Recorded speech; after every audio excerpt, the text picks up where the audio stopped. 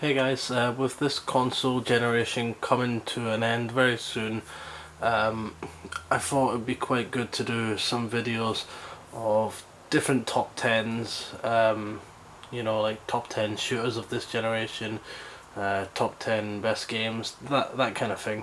So the one I always kind of really enjoy doing is the top 10 most underrated of something, because it gives people a chance to maybe discover a game that they otherwise would never go out and buy, or never even realize that they could actually really enjoy it until they maybe hear someone else talk about it in a way that maybe catches their attention. So with that in mind, I'm going to show you my top 10 most underrated games of this generation. And the first one I'm putting in last position because I think it sold quite well, and that's Starhawk, exclusive to the PlayStation 3. Um, the reason I think this one is kind of underrated is because even though I think it did sell quite well, not a lot of people really speak about it. And when people were talking about game of the year the other year, when this one came out, this one was high up on my list because it's just these gigantic maps. It's all online, like Warhawk, the first one, and it's got this sci-fi western theme to it, which is really cool. But the thing that I loved so much about it is that the controls, the gameplay and the controls is solid. It's perfect. Everything from laying down you can lay down like new bits of like buildings, armories and stuff, and vehicles to spawn and all that kind of thing. But jumping in and out of a vehicle or a mech, or transforming from a mech into like a robotic plane type airship warrior thing, it was so smooth and just worked really well. There was no lag in the online. It was just so perfect. It almost feels like, I don't know why people are acting like Titanfall is this new thing when this is basically what Titanfall is going to be, but Titanfall's just going to look a lot prettier. But anyone who's interested in Titanfall who's got a PlayStation 3, check this out because it's just a fantastic game. Next up is a shooter that I really like I think it came out on both, Metro 2033. I got it on the Xbox 360 because I got it on a good deal. This shooter, it has some problems with the mechanics. It's a really, if you're just gonna, if for example, if Call of Duty or Battlefield want the two top shooters, released a shooter with these kind of controls that get really hated on because the controls are a bit clunky and not perfected really well, but there's just a really immersive world to discover, and really dark, twisted secrets out there in this world, and that whole underground metro system, just that spooky, eerie twist that it's got to the story is just really cool, and it's definitely a really enjoyable shooter when you get into it. On the Xbox 360 again, I think this one was an exclusive for the 360, Too Human.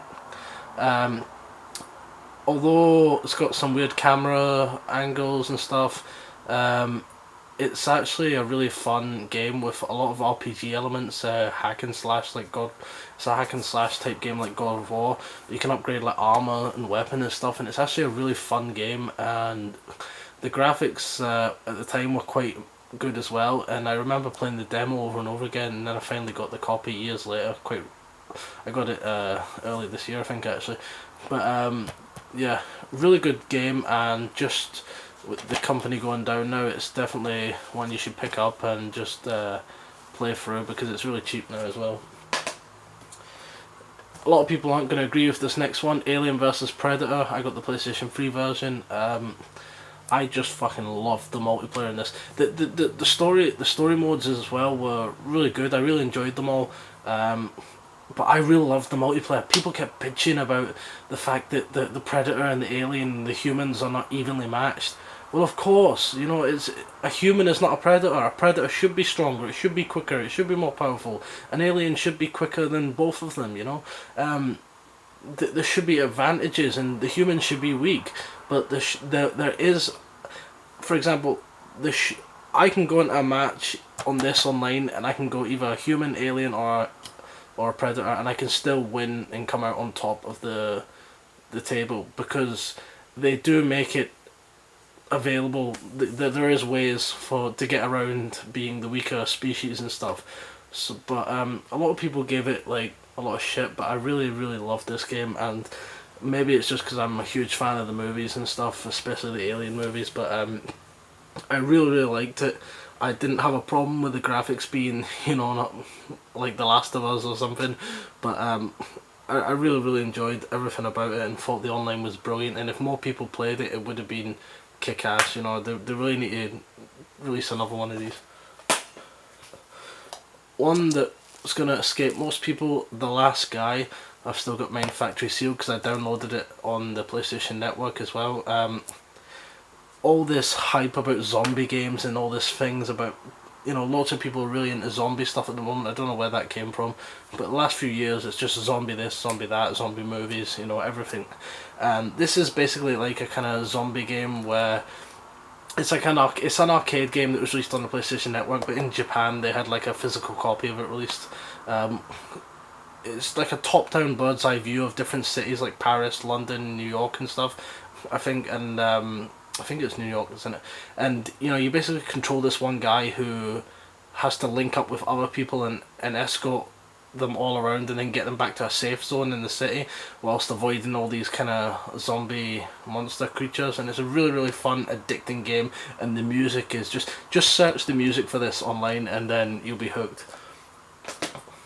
Folklore, early PlayStation 3 release, never really got much attention, but it's basically like I compare it to Pokemon, or yeah, something like that, because you basically find these folks around the world and you defeat them, consume their powers, and you can use those folks' powers to attack other folk monsters around the world. It's beautiful. The game, look, even going back to it now, it is stunning. Just the it's like a fairy tale kind of fantasy thing, and it's so good.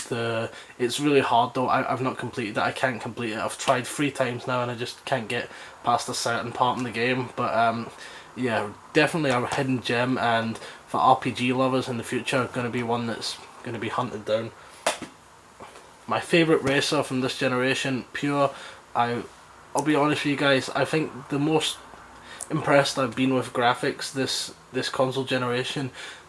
This was the first time I really was impressed by this generation's graphics. This was out early in the Xbox 360's life, and I was just blown away. I remember it still, you know, it's like an arcadey kind of racer, you know, with the quad bikes, and it controls so well, but the graphics, the mud on the wheels and the tracks, I was just racing around tracks just to look at the scenery at times. I swear to God. I don't know how it holds up now because I've not went back to it, but I remember at the time I was just in awe of the graphics. Shadowrun, I love this game so much. The online for this was had a few problems, you know, not connecting to people and finding matches, but it was so good. There's even people still playing the demo today because it's an online demo. Playing this game was just so much fun. I can't really tell you much about it. Watch a few reviews, but it's just so unique in the different ways, the different weapons, the different abilities you can get, like the Tree of Light. Not a Tree of Life, that's Dragon Ball Z, isn't it? You can get like a tree where you plant it somewhere, and if you're standing like very close to that tree, you'll keep healing. So, but if people like cut you with the katana, you'll bleed out, and you'll start to bleed out, so your health will be draining down. But if you stay in the tree, your health will kind of keep going up, so you'll have to stay like there. And it was lots of cool things. The maps in this were insane. The pyramid map was amazing. I used to love that. Just whoever started at the bottom, like, if you were at the top, you just run and launch all your grenades to the bottom. Amazing online game there. Number 2 most, what is this called again, this video? Most underrated games or something. Yeah, Binary Domain. Guys, I swear to God, this game, I played it just a couple of months ago, and it's probably the most enjoyment I've had in a long time with a video game. The shooting feels quite arcadey, um, but the thing that surprised me with this is I picked it up because I just thought it was like a cheap purchase and I was just gonna be whatever, I'll play it and it doesn't matter if it's crap. The story of all things is got such a fucking epic story, and the characters, you really like them. It is the story though, with about, I'm not going to talk about it because I'll really spoil it, because a lot of people are going to go into this expecting it to be just a mediocre kind of third person shooter, but it's actually got a fucking brilliant story, guys. And the animation when you're shooting all these robots, all the little particles that fall off them and stuff, it's amazing, guys. I swear to God, this is just such an underrated hidden gem. Don't get the demo. You can get the game for a few pound or a few dollars online, I'm sure, and it's well worth it. And my most underrated game of this generation is PlayStation 3 Siren Blood Curse. In Japan it's called something else. It's got two names. With Resident Evil basically giving into action, and really Dead Space starting to do the same now, it feels like horror games are lost, and so many people are asking for horror and nobody is giving this a try. It's really old. I'll just go over the negatives really quickly, because I think I'm going to run out of time here. The negatives: it feels really dated. It feels like a PlayStation 2 game. The controls and the camera, you know, you can't look behind you with it. You can only turn it a little bit with your character, so it's really kind of dated like that. But it is the scariest game I've ever played in my life, and it's got just, you're basically on this kind of Japanese island and you've got these shibito. They're the kind of creatures there, and they're terrifying. It's so fucking scary if you play this with the lights out, and you play levels where, and you can't really kill these things, you know, they're too strong for you, and you barely get any weapons in the game. You get like a few like little wooden things to smack them with and stuff, and like old rusted up gun at like one point, but you really don't try to fight them because they're too strong. There's missions when you're like play as a little girl, and the girl's called Bella, and the creatures are running after you going Bella, Bella, and and you're in like this hospital and stuff, and you need to go down into mines. I swear to God, guys, if any of you are horror fans, please buy this game. It's so cheap and you can get it, and if you don't mind a few clunky controls and stuff, it does exactly what it is. If you buy a horror game, you want to be scared. You don't want action. You want a horror game. This is true horror. This is classic horror, and and it's definitely one of the best games I've played this gen. And one last thing on this. This game has my favourite boss fight of all time. The final boss in this game, I don't want you to search it online because it'll ruin it if you're going to go and play the game. It's so fucking crazy and out there. It is just... It's like when you play the whole game, it's like the complete opposite to what you expect the ending to be, you know? And it was just so Japanese and so over the top and so fucking insane that it's not necessarily a great boss fight, but it's the kind of the art style and everything of that final fight. It's just so memorable, and that's my top 10, guys. So thanks for watching, and I'll see you at the next video.